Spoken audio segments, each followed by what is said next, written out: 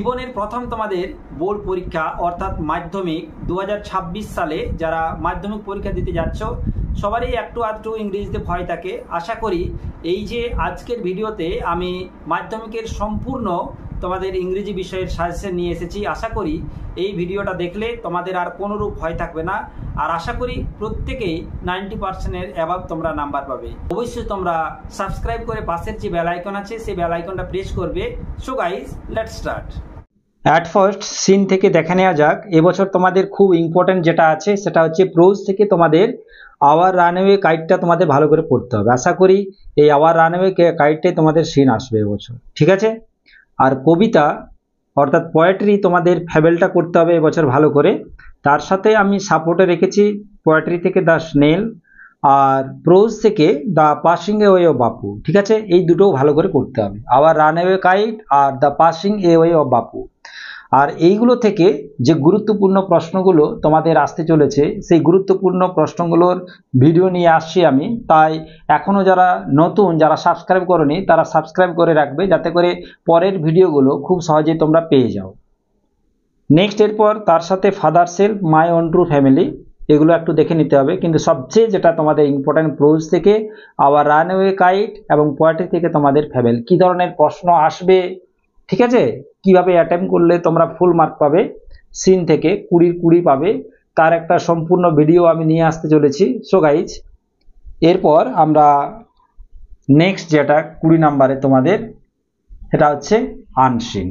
তো আনসিনে আমি দেখেছি সবাই তোমরা কি করো, আগে প্যাসেজটা ভালো করে পড়ে নাও, তারপরে প্রশ্ন উত্তর দেখো, প্রশ্ন উত্তর দেখার পরে আবার যখন উত্তর করতে যাও তখন আনসিনের যে প্যাসেজটা আবার পড়তে থাকো। এই জন্য সময়টা অনেকটা নিয়ে নেয়। তো আমার যেটা বক্তব্য হচ্ছে সেটা হচ্ছে প্রথমত তোমাদের প্রশ্নগুলো খুঁটিয়ে নাটিয়ে তোমাদের পড়তে হবে। একটা উদাহরণ দিয়ে তোমাদের দেখিয়ে দিচ্ছি আমি। ধর নাও এখানে একটা আনসিন দেওয়া আছে, প্যাসেজ দেওয়া আছে, সেই প্যাসেজটা তোমরা কি করো, প্রথমত পড়ো, তারপরে প্রশ্নগুলো পড়ো, প্রশ্নগুলো পড়ে নিয়ে আবার উত্তর খুঁজো। আমি বলছি যে প্রথমত প্যাসেজ পড়া চলবে না, প্রথমত তোমাদের যেটা করতে হবে সেটা হচ্ছে প্রশ্নগুলো ভালো করে দেখো। প্রশ্নগুলো ভালো করে দেখে নেওয়া হলো, এখানে MCQ, SAQ, true false, SAQ সব প্রশ্নগুলো দেখে নিলে তারপরে প্যাসেজটা পড়তে শুরু করো। যখনই কোনো উত্তর পাবে তখনই সেই উত্তরটা করে দেবে, ঠিক আছে। এইভাবে তোমরা যদি আনসিনকে অ্যাটেম্প করো তাহলে অবশ্যই কিন্তু আনসিনও তোমরা ফুল নাম্বার পাবে। আর এসএকিউর জন্য কোনো চিন্তা নয়, প্যাসেজের মধ্যে যা লাইন দেওয়া থাকবে হুবহু লাইন টুকে দেবে, কোনোরূপ নিজের মতন করে সাজিয়ে লেখার চেষ্টা করবে না, তাহলে কিন্তু ভুল হয়ে যাবে। কারণ এসিকিউর প্রশ্নের মান 2 করে দেওয়া থাকে, একটু যদি গ্রামাটিক্যাল ভুল বা অন্য কিছু ভুল থাকে তাহলে কিন্তু নাম্বারটা কেটে দেবে, ঠিক আছে। এটা হলো আনসিন। এরপর রাইটিং স্কিল দেখে নাও, তোমাদের এবছর আসতে চলেছে নোটিশ রাইটিং। দেখে নাও কি কি নোটিশ তোমাদের করতে হবে। Annual sports day, keep your school clean, eye check up বা health check up, safe drinking water, tree plantation programme, online debate competition or singing competition, garbage cleaning and sanitization. এই notice রাইটিংগুলো তোমাদের করতে হবে। আর letter বলতে তোমাদের personal letter আসার চান্সটা বেশি আছে।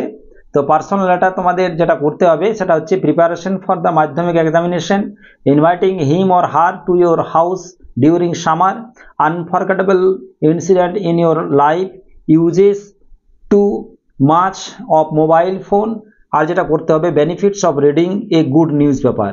তার সাথে বায়োগ্রাফি রাইটিং তোমাদের করতে হবে। দেখে নাও কি কি করতে হবে বায়োগ্রাফি রাইটিং।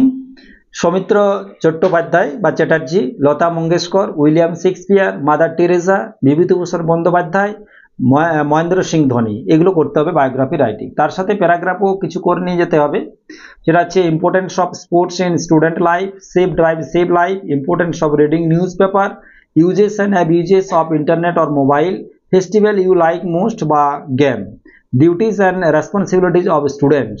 তার সাথে তোমাদের এবছর করতে হবে স্টোরি রাইটিং। স্টোরি রাইটিং পড়লে তো তোমাদের খুবই ভালো, স্টোরি রাইটিং যে কেউ সবাই লিখতে পারবে।